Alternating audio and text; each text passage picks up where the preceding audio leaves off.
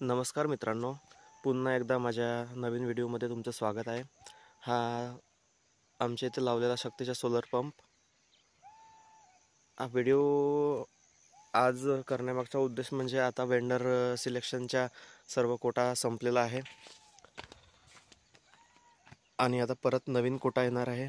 त्याच्यामध्ये जर ज्याचे कोणाचे पेंडिंग असतील वेंडर सिलेक्शन, त्यांनी इकोजन कंपनी चांगली आहे, शक्ती कंपनी चांगली आहे, परत ओसवाल चांगली आहे, सद्भाव म्हणून एक चांगली आहे। तसा सर्वच कंपन्या चांगल्या आहेत, पण तुम्हाला सर्व्हिस कोणती कंपनी योग्य देते हे महत्त्वाचे आहे।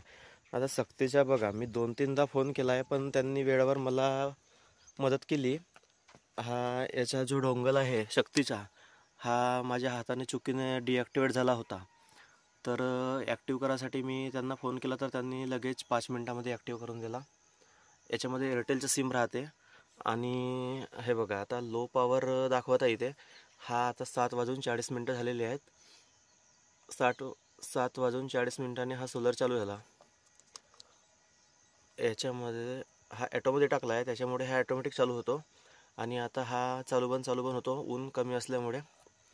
इथे पॅनल लावलेले आहेत आणि इथून तिथे बोरवेल आहे। 115 फूट जवळपास मला केबल घ्यावा लागला।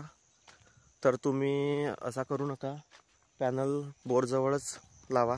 आता मला काही दुसऱ्या कारणामुळे बाहेर लावा लागला पॅनल, आणि माझा हा जुगाड दिला त्यांनी 241 फूट। मला वाटत होता 200 फूट असेल म्हणून, आणि हा मी पूर्ण बाहेर काढला आणि नंतर चेक केला। तर त्याच्यामुळे आता माझी मोटर टाकली आहे 160 फुटावर। आमच्या इकडे पाणी जास्त काही खोलात नाही लागत, आमचा विदर्भ असल्यामुळे भंडारा जिल्हा। आता तुम्हाला पाणी दाखवलं असतं, आता परत बंद झाला तो। हे बघा, अशा पद्धतीचे इथं बोरवेल आहे आणि हा पाईपसुद्धा सक्तीचाच आहे, वायरसुद्धा सक्तीचा आहे। याच्यामध्ये सर्वच सक्तीचं आहे। मोटार V4 देते।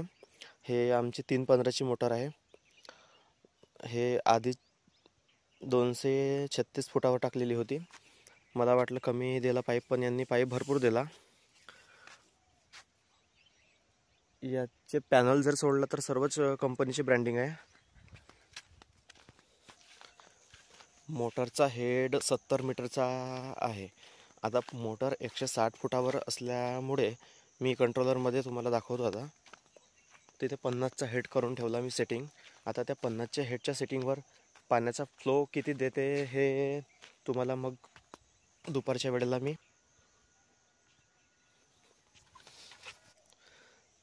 ज्यांचे कोणाचे वेंडर सिलेक्शन बाकी असतील त्यांनी आता पटापट वेंडर सिलेक्शन करून घ्याल, जेव्हा नवीन कंपनी ॲड होतील तेव्हा। माझ्याकडे पण 10 शेतकऱ्यांचे वेंडर सिलेक्शन पेंडिंग आहेत।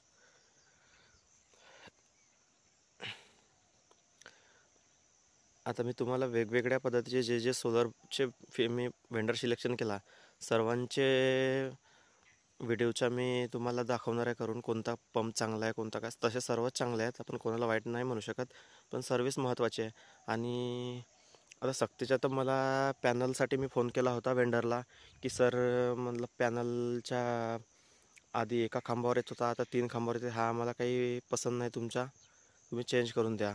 तर ते म्हणले की सर असंच येते, आता हे नवीन टेक्नॉलॉजी आहे, तर काही अडचण नाही। पॅनल जर तुम्हाला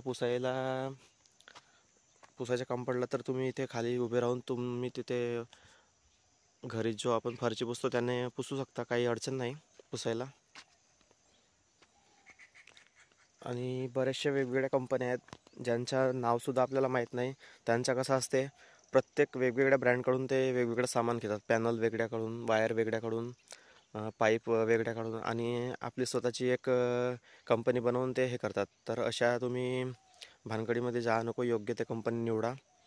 तुम्ही जिथे राहत असाल तिथे जे कंपनी योग्य सर्व्हिस देत असेल त्या कंपनीचा तुम्ही सोलर पंप निवडू शकता। तुम्हाला काही अडचणी असल्यास कॉमेंटमध्ये सांगा। व्हिडिओला लाईक करा, सबस्क्राईब करा। नवीन चॅनल आहे माझा, तुम्हाला योग्य ते माहिती देईन। बघा, पाण्याचा फ्लो आहे हा। आता 7:50 झालेले आहेत.